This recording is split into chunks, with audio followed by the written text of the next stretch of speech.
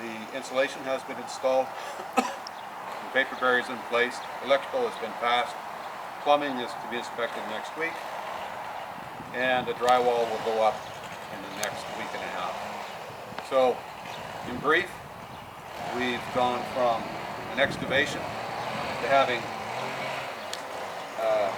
12 inches of insulation under a slab installed, 4 inches of concrete on top, which works as a heat sink, 20-inch thick double stud walls, giving an R value of about 80, and the attic access will have about R80, or the attic void will have an R value of R80, and yeah, that's about it for now.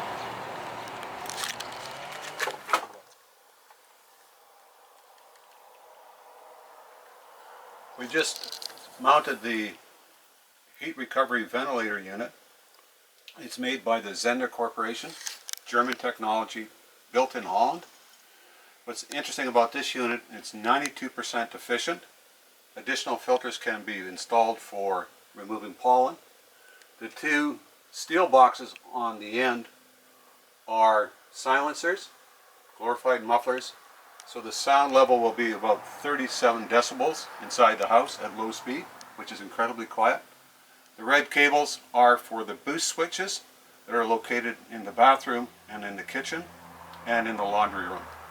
So if there's a demand, you can boost the cycle to a higher level.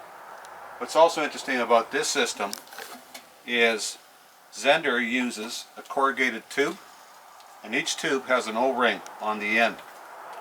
As a result, when it's put into the socket, you get an absolute airtight seal. So you don't have the traditional leakage that you have associated with metal ducting.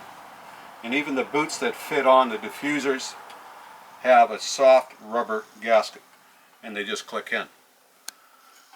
And this happens to be the diffuser for the kitchen, and it will have 3 lines simply to provide enough capacity.